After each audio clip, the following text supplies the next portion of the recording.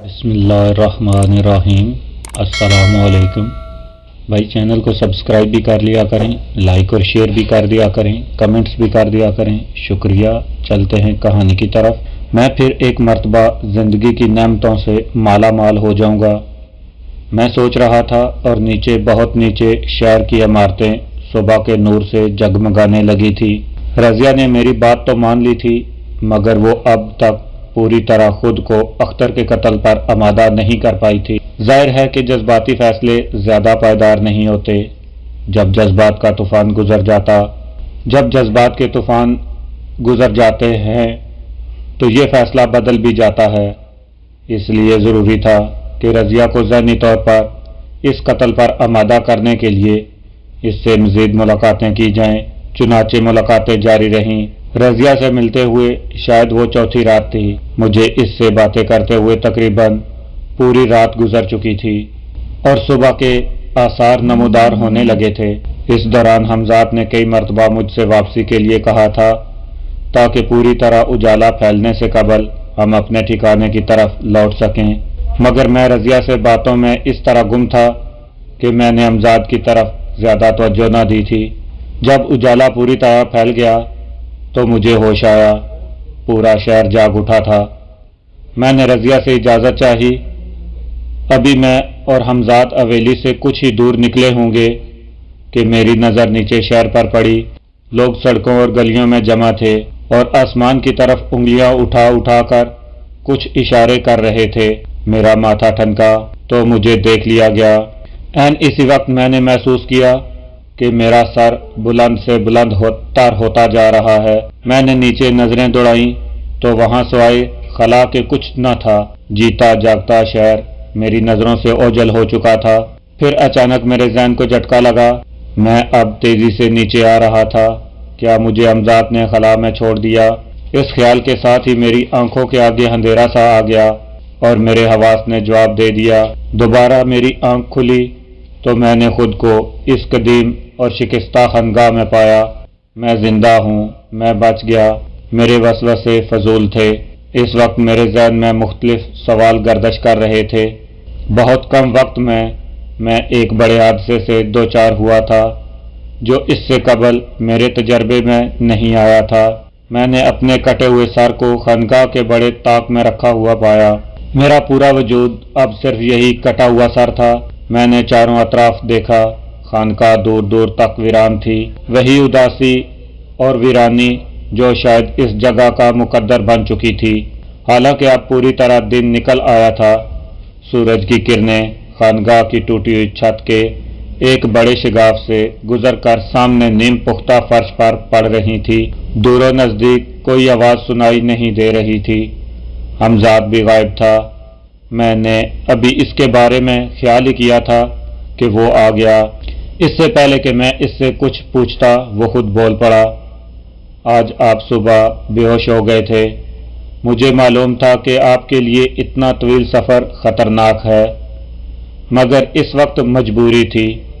मैं चाहता था कि आपका कटा हुआ सर जल्द से जल्द लोगों की नज़रों से ओझल हो जाए। मैं इस वक्त शहर से आ रहा हूँ। वहाँ लोग तरह तरह की बातें कर रहे हैं। बहुत से लोगों ने आपका कटा हुआ सर आसमान पर बुलंद होते देख लिया है। इनमें से बहुत से आपको पहचानते भी हैं। आपके कत्ल के बाद जो हालात पेश आए थे, मैंने इनके बारे में भी तमाम मालूमात हासिल कर ली है। आपको कत्ल करने वाले नवाब के गुंडे ही थे, मगर जिस तरह वो रात की तारीकी में आए थे इसी तरह वापस चले गए और किसी को कानो कान ये खबर न हो सकी कि आपको किसने कत्ल किया है। वो पुलिस की दस्तरस से भी महफूज रहे। आपकी टुकड़े टुकड़े लाश शनाख्त कर ली गई थी। आपके कत्ल के कुछ देर बाद ही पुलिस वहां पहुंच गई थी। अफसोसनाक बात यह है कि इस रात जो लड़की आपके पास थी वो कोतवाल की लड़की मीना थी। हमजाद की बात सुनकर मैं सन्नाटे में आ गया। इसने मेरे चेहरे के तासुरात देकर कहा, मैं बिल्कुल सच कह रहा हूँ। ये वाकई बुरा हुआ, लेकिन कुदरत जो करती है बेहतर करती है। اس طرح سے یہ بات ہمارے حق میں گئی، اس لیے کہ کوتوال نے اپنی بدنامی کے سبب تمام واقعات کو دبا دیا اور عام لوگوں تک یہ بات نہ پہنچ سکی۔ لڑکی نے اپنے باپ کو وہ سب کچھ بتا دیا جو آپ نے اس سے کہا تھا۔ کوتوال یہ سب کچھ سن کر اس حد تک پاگل ہو گیا کہ اس نے آپ کے جسم کو اپنے پیروں سے روندا۔ ظاہر ہے کہ وہ اس سے زیادہ کر بھی کیا سکتا تھا، اور غالباً اسی لیے اس نے آپ کے قاتلوں کی تلاش بھی ضروری نہیں سمجھی۔ اس نے اپنی رپورٹ میں صرف اتنا لکھا کہ جب وہ آپ کی حویلی میں پہنچا تو اسے وہاں صرف آپ کی سربرستہ لاش ملی۔ لڑکی کی وہاں موجودگی کو اس نے رپورٹ سے قطعی غائب کر دیا تھا۔ اس نے پوری حویلی چھان ماری کہ آپ کا کٹا ہوا سر کہیں مل جائے، مگر ظاہر ہے کیسے ملتا۔ نواب کے گنڈوں نے بھی نواب کو اس بات سے آگاہ نہیں کیا کہ انہوں نے آپ کا سر فضا میں بلند ہوتے دیکھا تھا۔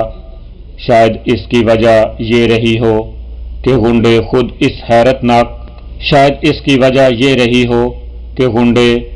اس حیرت انگیز واقعے سے خوفزدہ ہوں اور اس کی تشریح نہ چاہتے ہوں۔ انہوں نے نواب کو صرف اتنا بتایا کہ وہ آپ کے قتل کر کے فرار ہونے میں کامیاب ہو گئے۔ آپ کے سر کی گمشدگی بھی پولیس کے لیے معمہ بن گئی تھی، لیکن آج صبح کے بعد پھر ایک مرتبہ شہر میں اضطراب سا ہے۔ اب پولیس بھی یہ سوچنے پر مجبور ہو گئی ہے کہ ان حالات کے پس پشت یقیناً کچھ پرسرار واقعات ہیں جو ان کے علم میں نہیں ہیں۔ یہ خبر رضیہ تک بھی پہنچ چکی ہے۔ وہ سخت الجھن میں مبتلا ہے کہ لوگ آپ کے سر کو شیخ کرامت کا سر کیوں سمجھ رہے ہیں۔ اسے 100% یقین ہے کہ جو سر لوگوں نے فضا میں دیکھا تھا وہ آپ کا ہے۔ کوتوال شہر بھی پریشان اور خوفزدہ نظر آتا ہے۔ اس نے خود بھی آپ کے سر کی ایک جھلک دیکھ لی ہے۔ اب اسے اس بات کا خدشہ ہے کہ کہیں آپ اپنے جسم کی بے حرمتی کا بدلہ اس سے نہ لیں۔ وہ آپ کی پرسرار قوتوں سے تو پہلے ہی مرعوب تھا، ان حالات میں تو اور بھی اس کے اوسان خطا ہو گئے ہیں۔ یہ تمام باتیں سن کر میں کچھ دیر کے لیے سوچ میں پڑ گیا۔ حالات بہت تیزی سے نئے رخ اختیار کر رہے تھے اور اب کوئی بھی غیر متوقع عمل میرے لیے تباہی کا باعث ہو سکتا تھا۔ میرا وجود ایک بے جسم کا سر، یہی تو اب میرا سارا وجود رہ گیا تھا، اور اس وجود کی تکمیل کے لیے ابھی مجھے بہت سی منزلوں سے گزرنا تھا۔ سب کچھ میرے لیے نیا سا تھا۔ جن حالات سے میں دوچار تھا وہ کبھی کبھی مجھے یہ سوچنے پر مجبور کر دیتے تھے کہ یہ سب کچھ حقیقت نہیں، صرف ایک بھیانک خواب ہے، مگر جب میں اپنے کٹے ہوئے سر کو دیکھتا ہوں تو مجھے مجبوراً اس پرسرار حقیقتوں پر یقین کرنا پڑتا ہے۔ اب سب سے بڑی فکر مجھے اس بات کی تھی کہ میں شہر کس طرح جاؤں۔ لوگ مجھے دیکھ چکے ہیں، ادھر رضیہ سے ملتے رہنا بھی اتنا ہی ضروری تھا۔ اس پر میرے مستقبل کا دار و مدار تھا۔ اگر رضیہ گڑبڑا گئی، اس کا خیال بدل گیا، اس نے اختر کو قتل نہ کیا تو کیا ہوگا؟ مجھے جسم کیسے ملے گا؟ میں کب تک ادھورا رہوں گا؟ ان تمام وسوسوں اور خیالوں نے مجھے جکڑ لیا۔ میں بہت دیر تک اپنے خیالوں میں کھویا رہا۔ آخرکار میں نے ایک فیصلہ کر لیا۔ میں نے امزاد سے کہا، میں آئندہ تمہارے ساتھ شہر نہیں جاؤں گا، تم خود رضیہ سے ملو گے اور اس کے دل سے وہ تمام خدشات دور کرنے کی کوشش کرو گے جو اسے اختر کے قتل سے روکنے کی کوشش کریں۔ کوشش کرو کہ رضیہ کو کسی طرح یقین آ جائے کہ لوگوں نے جو سر دیکھا ہے وہ ہرگز شیخ کرامت کا نہیں ہے۔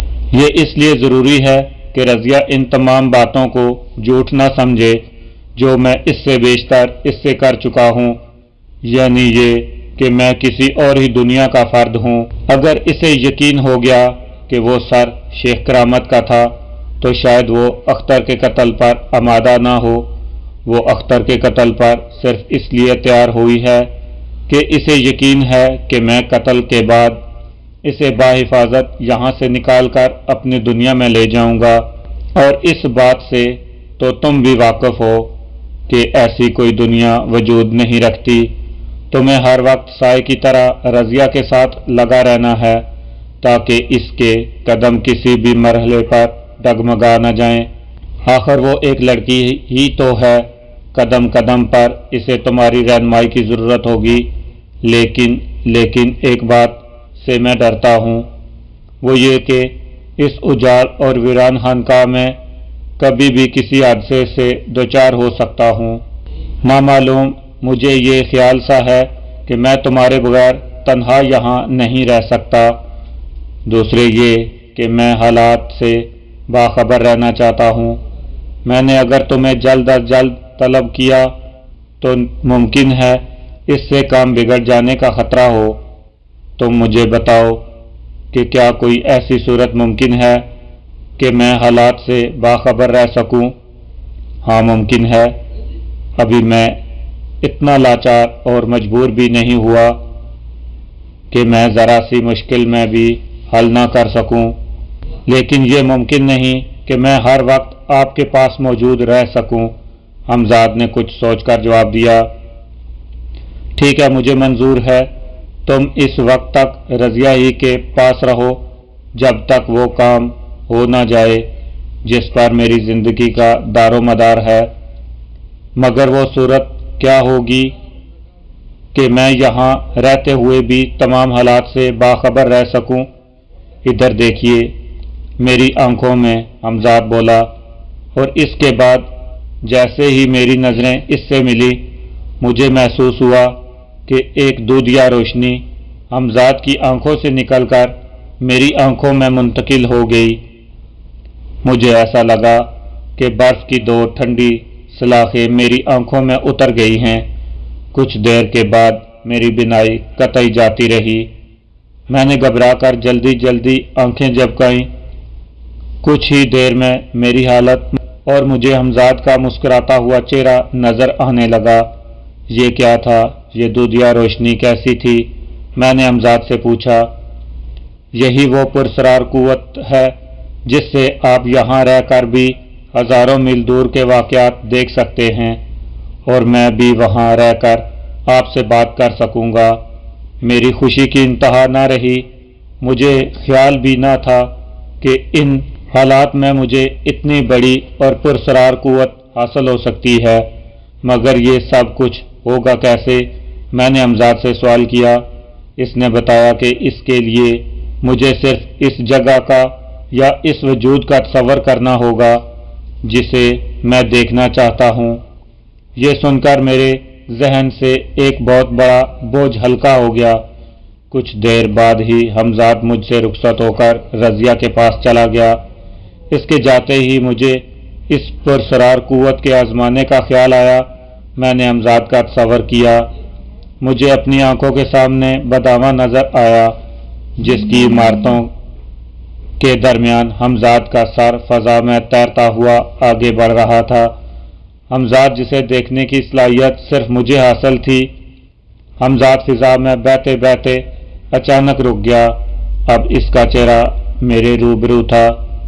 حکم، کوئی خاص بات نہیں، تم اپنا سفر جاری رکھو، میں صرف تمہاری دی ہوئی قوت آزما رہا تھا۔ ممکن ہے آئندہ بھی میں کسی وقت تمہیں اور رضیہ کو دیکھنا پسند کروں، اس لیے تم مجھ سے اسی وقت مخاطب ہونا جب میں چاہوں۔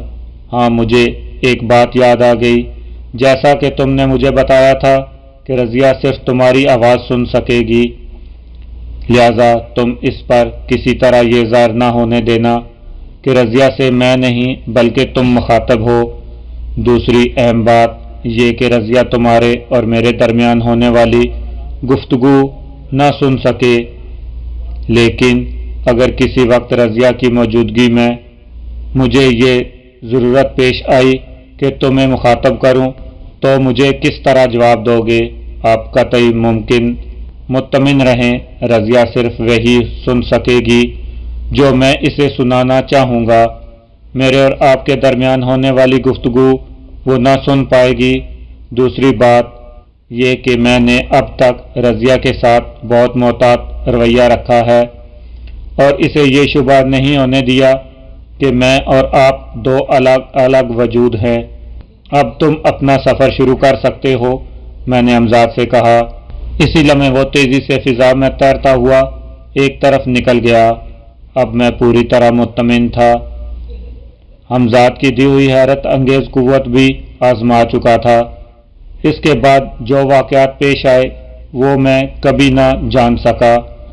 اگر میرے پاس عجیب و غریب قوت نہ ہوتی، میں جب بھی آنکھیں بند کر کے کسی بھی جگہ کا تصور کرتا وہ جگہ میرے سامنے آ جاتی، فاصلے ختم ہو جاتے، اتنے کہ میں سب کچھ سن سکتا تھا، دیکھ سکتا تھا، اور میں نے جو کچھ دیکھا اور سنا وہ اتنا عجیب کہ اگر یہ سب کچھ میرے ساتھ نہ گزرا ہوتا تو میں کبھی اس پر یقین نہ کرتا۔ رضیہ اپنے گھر کے باورچی خانے میں۔ تم میری بات سن رہی ہو نا رضیہ؟ امزاد نے کہا۔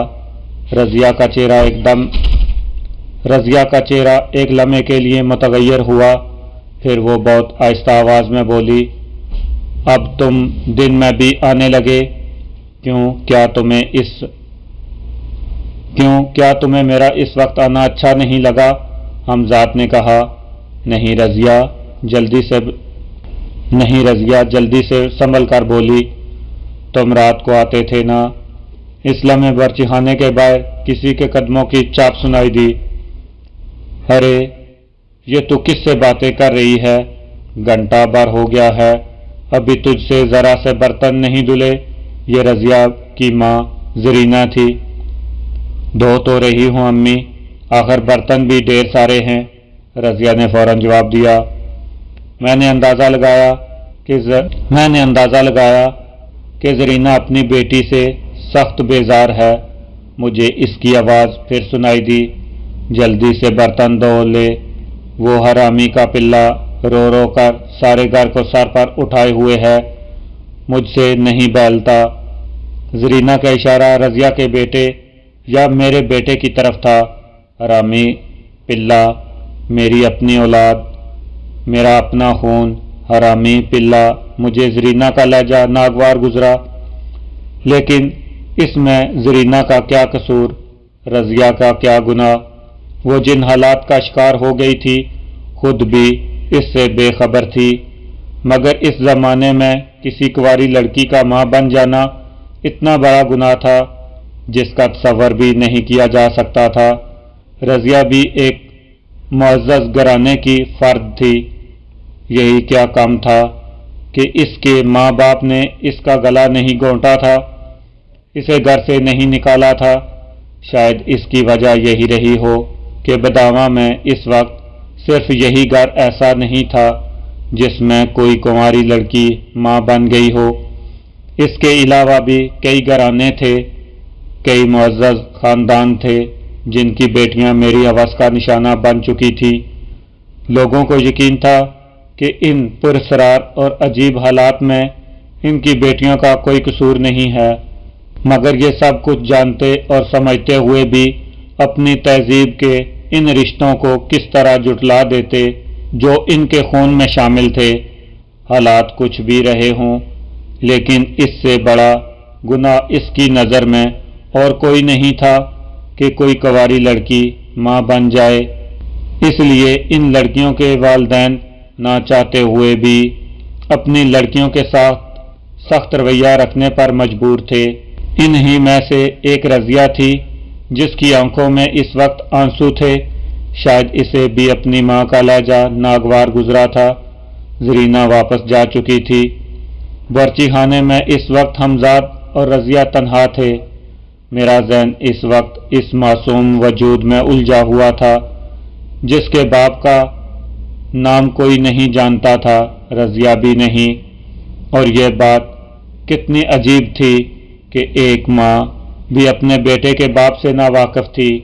میں نے تو رضیہ کو کچھ اور ہی بتایا تھا، ایک ایسی من گڑت کہانی جس پر آج کی لڑکیاں شاید یقین نہ کرتیں، مگر وہ دور اور تھا، اب سے 130 سال پہلے کا دور۔ اس وقت لڑکیاں بہت بولی ہوتی تھیں۔ رضیہ کی حالت پر رحم آنے کے علاوہ میں اس وقت ایک عجیب احساس جاگا، ایک ایسا احساس جس نے اس سے پہلے کبھی میرے ذہن کو نہیں چھوا تھا۔ وہ بچہ میرا ہے، میرا اپنا خون۔ وہ اس وقت رضیہ کے بستر پر پڑا رو رہا تھا اور زرینہ پاس پڑی ہوئی چوکی پر بیٹھی چھالیاں کترنے میں مصروف تھی۔ کاش میں اپنے بچے کو ضرور ایک بار گود میں اٹھا کر پیار کر سکتا، اسے سینے سے لگا سکتا۔ میرے خیالوں کی رو بیٹھ گئی اور وہ سارا منظر میری آنکھوں سے اوجھل ہو گیا۔